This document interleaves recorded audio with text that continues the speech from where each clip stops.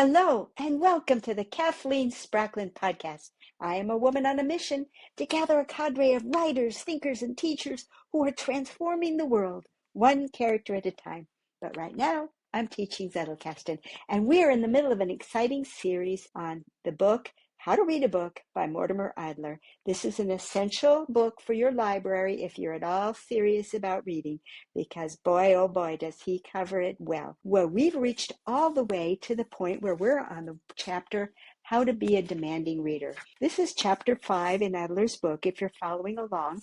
And today's video is going to focus on a set of 4 questions that Adler recommends that you ask of every book if you are reading it deeply. This is a prelude to analytical reading. We just finished superficial reading, and we're going to dive into analytical reading.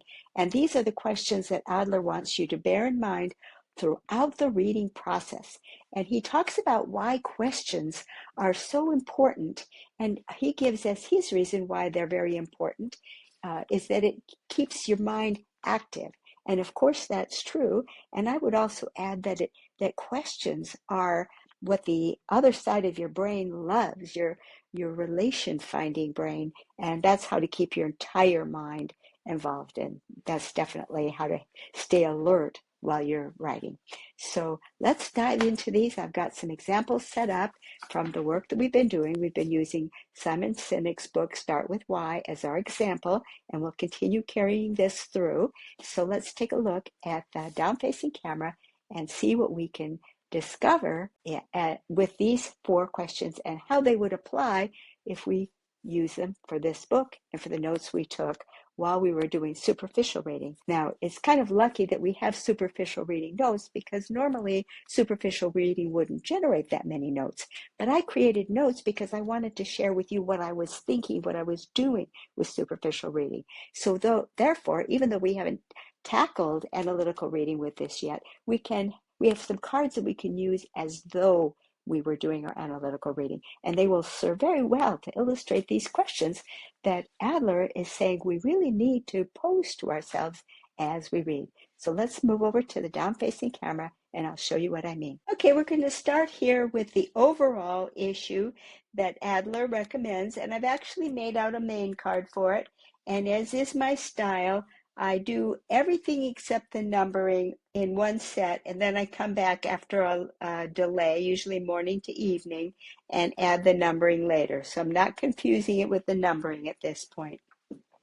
And this is where Adler makes a prescription for active reading, and he says that you should ask questions while you read, questions that you yourself must try to answer in the course of the reading. And this is where I already mentioned that this brings in the less verbal mind, which loves questions. It's like candy to the associative brain, who's always looking for connections.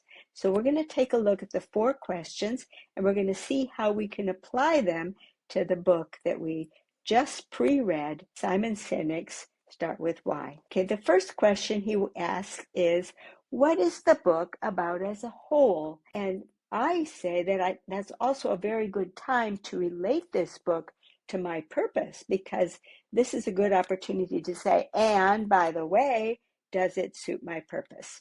So the table of contents from the pre-reading turns out to be a great place to start to answer this question. These are the notes that I took when pre-reading on the table of contents. And what I got out of that, I transferred onto a main card. And the main card is what I got out of the table of contents for what the book is about as a whole, is that great leaders focus on why, and they convey it so clearly to the whole company that the why will outlive the leader. I think that covers the whole book.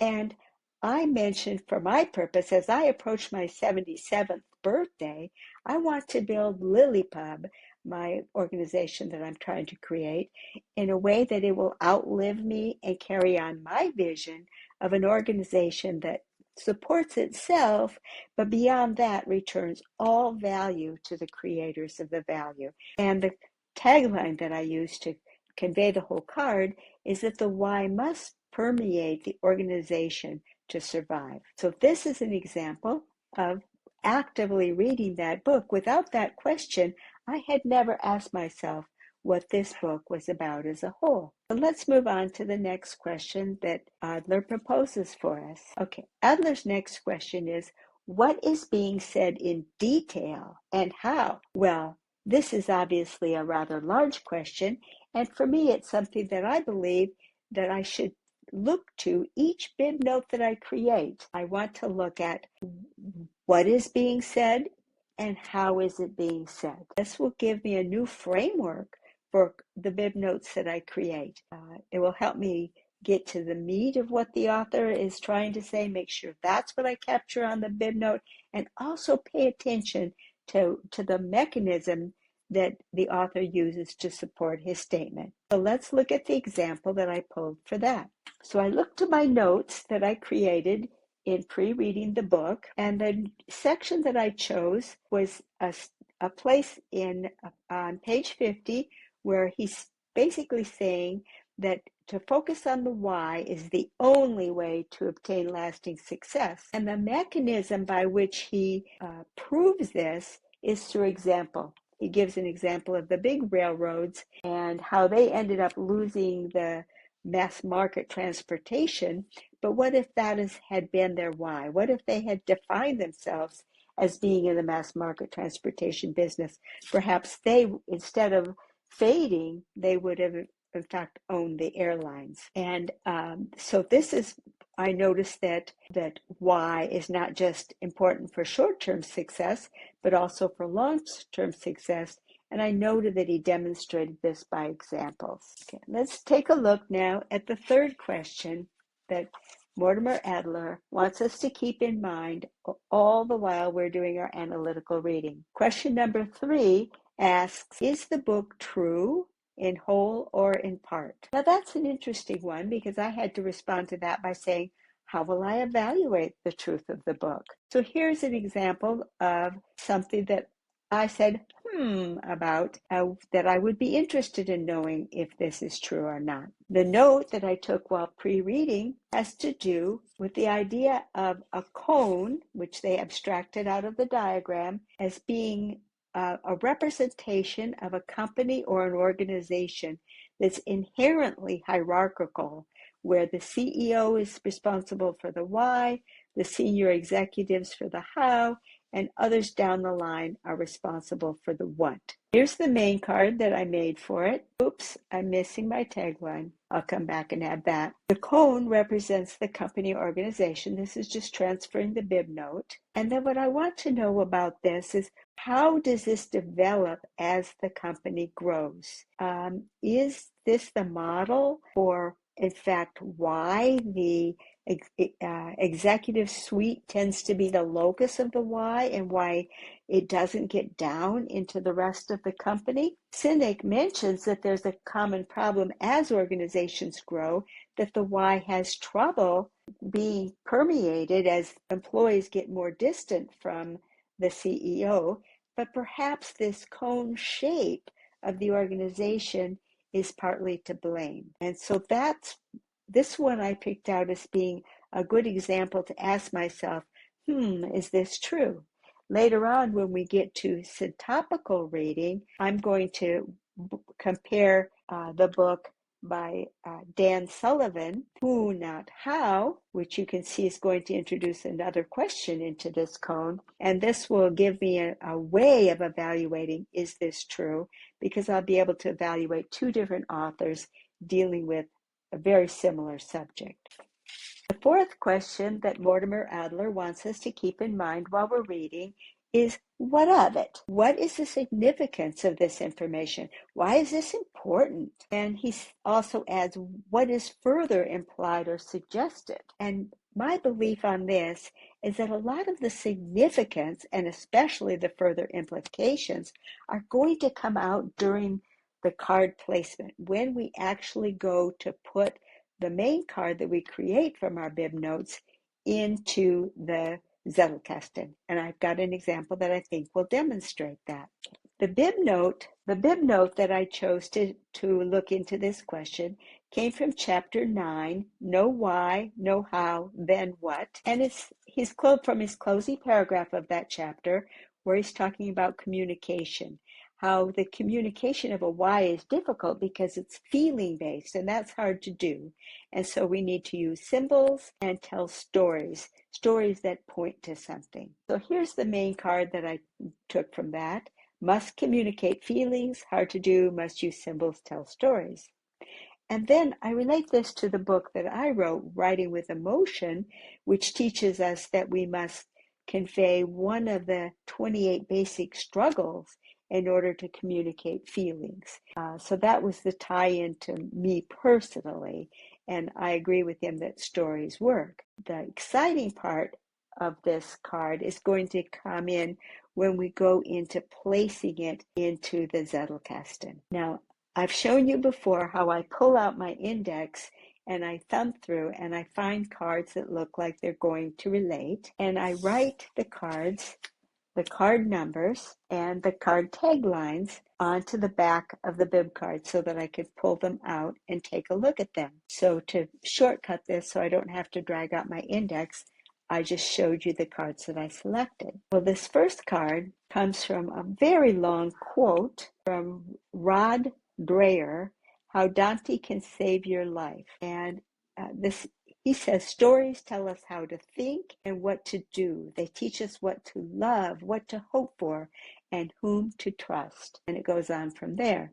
So in an interesting way, Dreher is making the point of a very important power in the stories creating our sense of who we are. So this is definitely related what the point that Simon Sinek is making, because he's telling us that they teach us what to love and whom to trust, and that ties directly into the message that a company is trying to convey with their why. They're trying to say, you will love our product and you will trust us. So, and it also relates to Adler's point that we want to be on the lookout for what further implications this information might have. So that was one of the two cards that I pulled. Definitely a possible parent for this card. The other one that I pulled is from an old card. This card comes from Dan Rahm's book, Show, Don't Tell, and he's talking about presentations. This is business again, but it's not selling product. It's trying to make your point, usually within a departmental meeting or someplace where you're sitting up there with a PowerPoint presentation. And he's saying, if you lead with the truth, the heart will follow. If you lead with a story, understanding will follow. If you lead with the eye, the mind will follow. Well, this goes really well with the idea that if you lead with a story, understanding will follow, because that's exactly the point that Cynic is making with this bib card or this bib note. Feelings are hard to communicate, so we're going to use stories so that we will be able to communicate those feelings. And so now we can answer the question, what of it? What is further implied or suggested? And here we have what of it. What of it is that stories are extremely important in who we are, how we convey information, and as Cynic points out, how we communicate feelings. So I hope you enjoyed that presentation on how Adler's 4 questions to keep in mind as you read a book can help us get the most out of Simon Sinek's book, Start With Why, and in fact can help us get the most out of any book that we read. And because you saw this come about even with the notes taken from a superficial reading, I hope you realize that even when you're not taking notes, if you have these questions in the back of your mind as you superficially read, you can also get more out of your superficial reading of any book. So we've only just touched the start of being a demanding reader. There's more in this chapter that relates to a Zettelkasten, and we'll continue with that in our next episode. Bye-bye.